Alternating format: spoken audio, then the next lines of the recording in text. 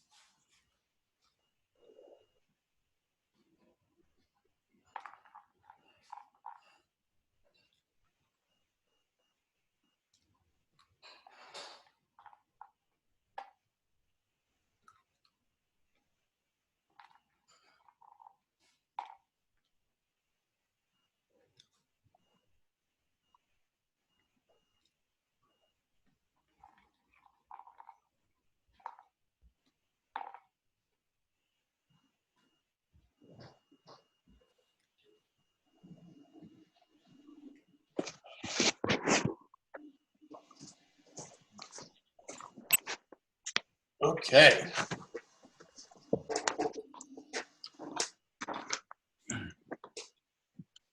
Hi. Morning. Morning. How's everybody doing? Good. Okay. Okay. That is good. Rabbi, it's Lior. Could you please turn my mom's audio off? She's having a hard time connecting because I'm not with her anymore. Oh, okay. So you can manage her audio. So I can. How do I You do can it? mute her. Oh, you want me to mute her? Mute her.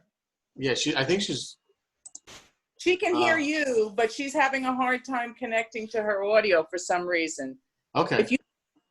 If you mute her that way, she won't disturb your class if she says something. So what's interesting is that right now I can't mute her because her audio is not connected. Okay. So if it does connect, I will. Okay. Thank you, Rabbi. Have a great class. Thanks, Lior. איזה שום סיבה האודיו לא נכנס. רק שומעת אותו, אז אין בעיה, נכון? Okay. So let's see where we're at. Sorry, we're so small. Good morning. How's everybody doing? Everybody All right. doing good. Good, good. So we're going to have somewhat of a quick, shorter class this morning, partially because of need and partially because the text is pretty tight.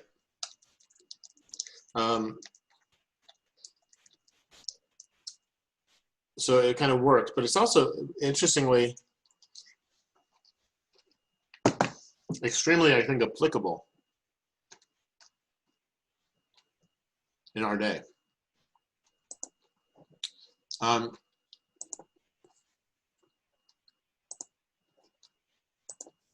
let me just pull it up.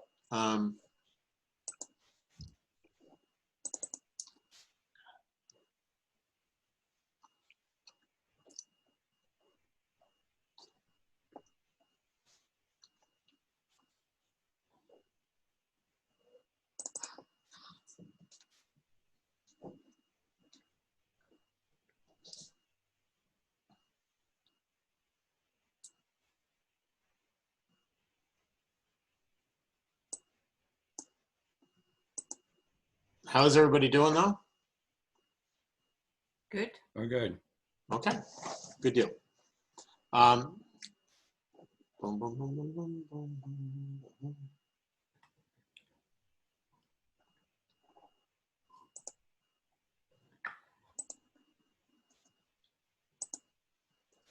Okay. So we have the same teaching again from Rabbi Ishmael. So this is the third teaching. Maybe this is why they're so short, right? We could put them all together because they're pretty brief, and they all seem to have to do with justice or the administration of justice. But the way our accounting has it, they're split apart. So this is Rabbi Ishmael, who is the son of Rabbi Yosef ben Halafta. You find the thing I can't find. Right, so and one of the things he's really well known for are that he was very close in relationship with Rabbi Yehuda Hanassi. So Rabbi Yehuda Hanassi is the rabbi who codifies the Mishnah, who writes it down and makes it officially one version. Okay? And he also was known for cooperating to some degree with Roman authority. I think the best interpretation is that he did so only as much as was necessary to engender Roman freedom from Rome to practice and to do Judaism. But there are those who are critical and accused him of collaborating or even turning over Jews to the courts, the Roman courts. So the administration of justice was a big value and concern for him, as we've seen with many of the early rabbis, right? So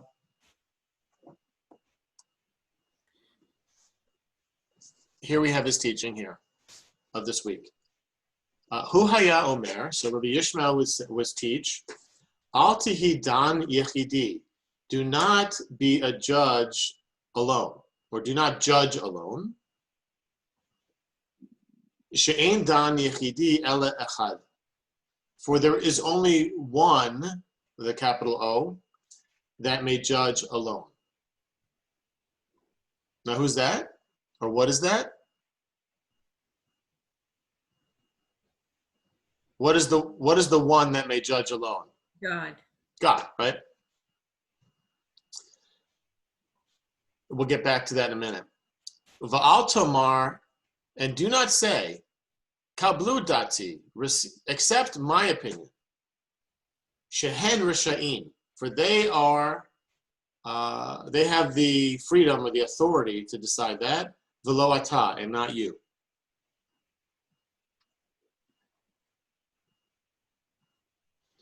And this second clause has to do with, or we interpret it as having to do with,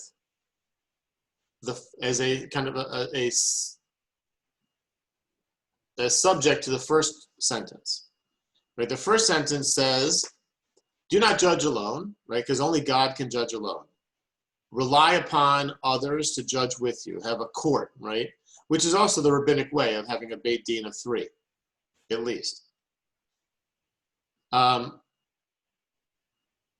Then, when you do have a court of 3, do not try to persuade the others to accept your opinion. Right? They can do that on their own.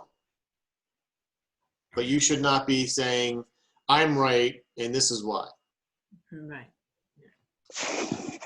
So let's get into what does that mean for us, on both of these teachings. Number one,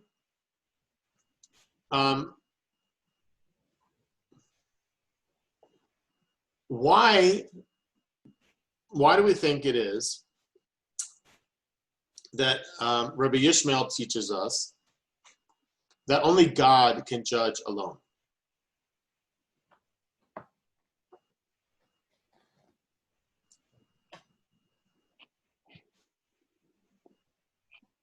Well, humans are fallible, And he recognizes that. Right? So we are all fallible, and we don't have access to divine truth. We judge upon actions, and God judges upon the heart. Well, that's interesting because that might be where your tradition comes into it, Francis, but in Judaism, not so much. Okay. You're certainly, your heart plays into it, but your actions are really what matters. Well, it usually doesn't differ. Hmm? If your heart is wrong, your actions will be wrong. Also true, right? Yes. Very much so. So, right. So but whether or not, so we're bringing up two issues, right? Peter is raising the question of, well, who can even perceive what is true and what's expected and what's not? What are the rules? What are the actual rules of God? Only God has access to that. We do our best. As we can see, multiple faith traditions teaching traditions that are sometimes in line, sometimes that are competing, even within one tradition or another, right? Even within Judaism, we don't have uniform agreement about everything. Right. Let alone between Christianity, Islam, Buddhism, Judaism, Hinduism, Shintoism, any other religion, right? Yeah. So we don't have access to what is supposed to be, on the one hand. And on the other, as Francis was bringing up, we don't have an ability to judge other people purely either, right? We don't have access to their motivations. How do we, and that's important when we tell the difference between a premeditated crime and, right? Right. Or a non-premeditated crime. These are things that we can only do our best to ascertain. And it's best, we think, if humans don't do that alone. But there is some strength in numbers. So I heard one thing from Peter about why it's good to have more than one, which is that we're fallible, right? So if you add multiple perspectives and voices, we're more likely to see the full picture, or we're likely to see a fuller picture of what happened or of what the situation is, right? Right. Are there other reasons why it's good to judge with more than one?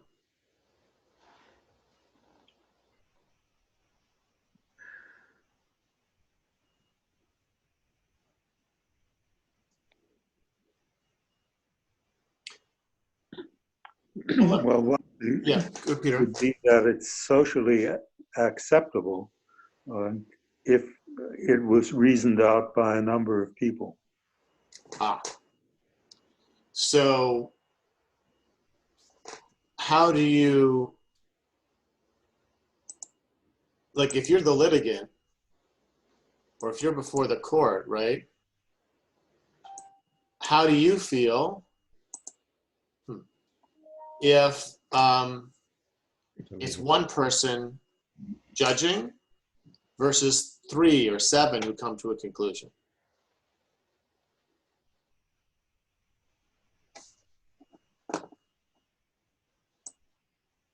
Any ideas, or?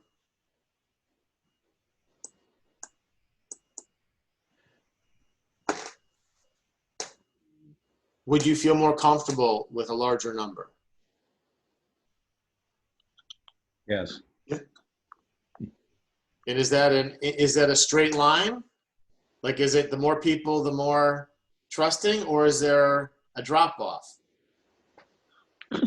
There has to be a drop-off, because if you have too many people, you can't come to a decision.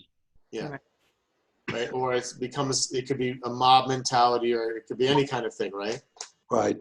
But if we have 3 or 5 or 7, we feel that's a good number to have a handle on.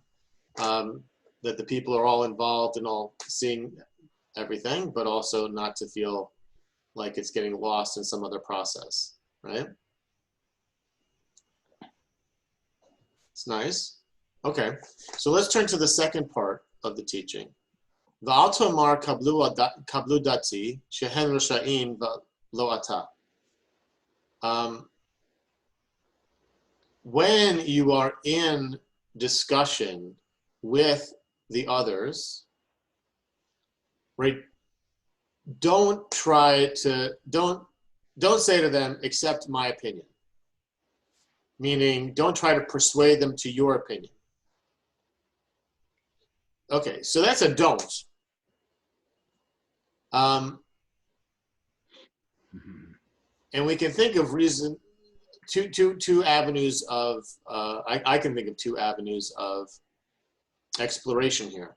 One is, why? What's wrong with trying to convince people that you're right?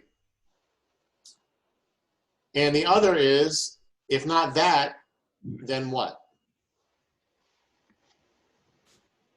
Right? If you're not supposed to say to other people on the Beit Din, accept my opinion, what are you supposed to do with them? You're shutting down their opinion. So don't say, accept my opinion, because you seem to be rejecting anything they have to offer. Is that what you're saying, Francis? Yes. Right? You're shutting them down. You're saying, I'm right, you're wrong. Listen to me. Anyone see it differently, or does that sound about right?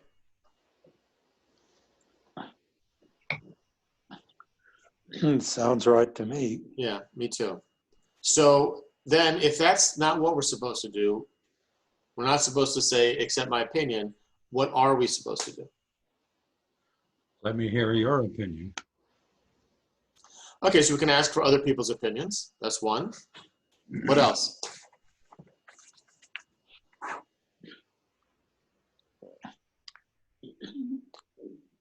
You can discuss with the others that you have the situation right, that you have understood the basic issue.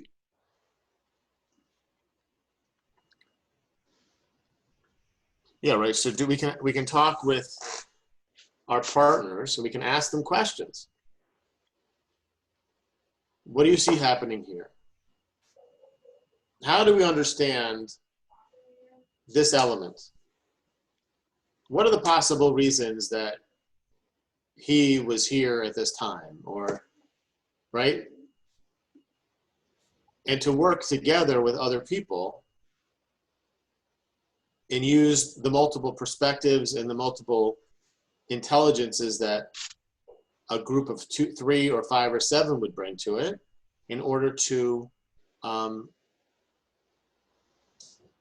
more fully and openly grapple with the details of the case. Does that make sense to everybody? Yes. Yeah. Mm-hmm. Okay. So it's pretty straightforward. Yep. Right?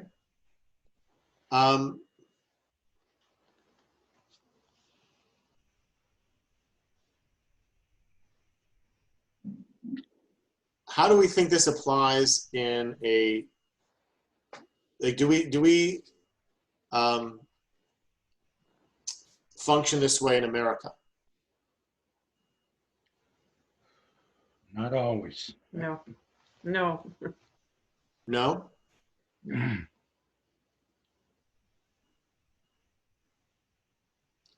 Well, I could make the case, I think, that we function by it most of the time. Yeah. Well, it depends, right? So when you have a court case, most of the time, most of the time it's a jury. Even if you have only one judge, right, the decision is being rendered by more than one person, by multiple people, usually. Although I don't know what the percentage is of trials that are not appellate trials that are jury versus directed by a judge.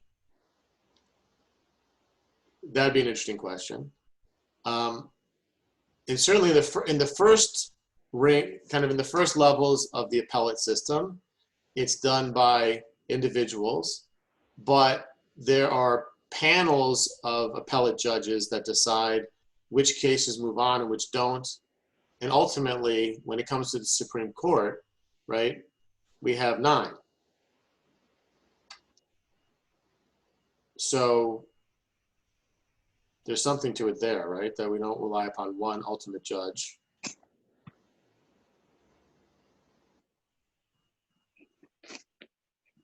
No? Okay. I was, in my research of this Mishnah, I saw a really interesting paragraph from an American judge in 1944 about justice and the Constitution and law, which struck me as eerily important in this moment. And it's right here, right? So I often wonder whether we do not rest our hopes too much upon constitutions, upon laws, and upon courts. These are false hopes. Believe me, these are false hopes. Liberty lies in the hearts of men and women. When it dies there, no constitution, no law, no court can even do much to help it.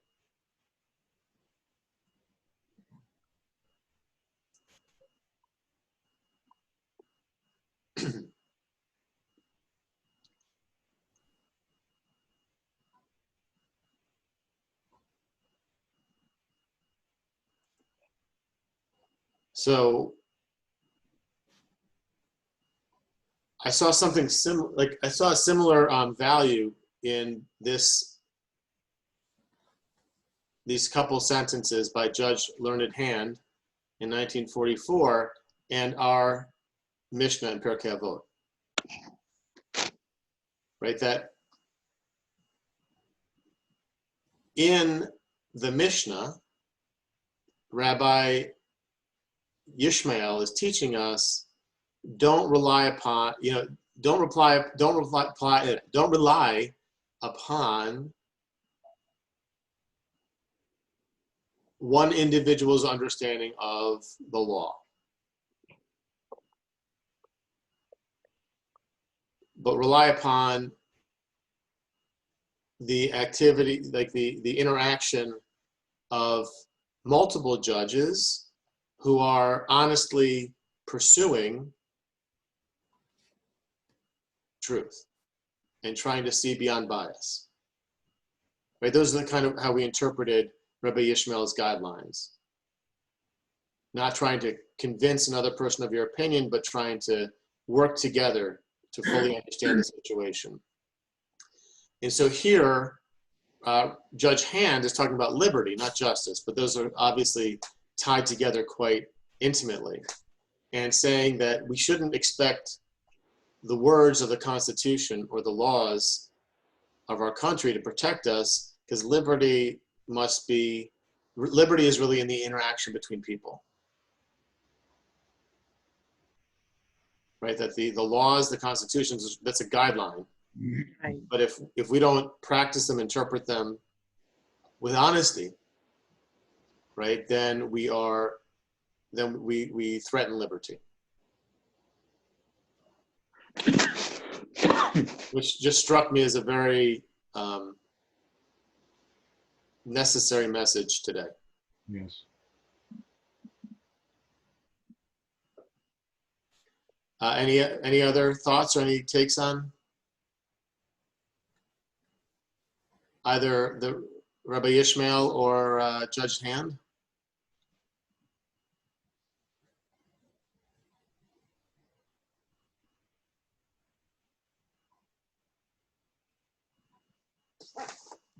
Okay, well, I'm going to stop sharing the screen. Let me just say hello, everybody.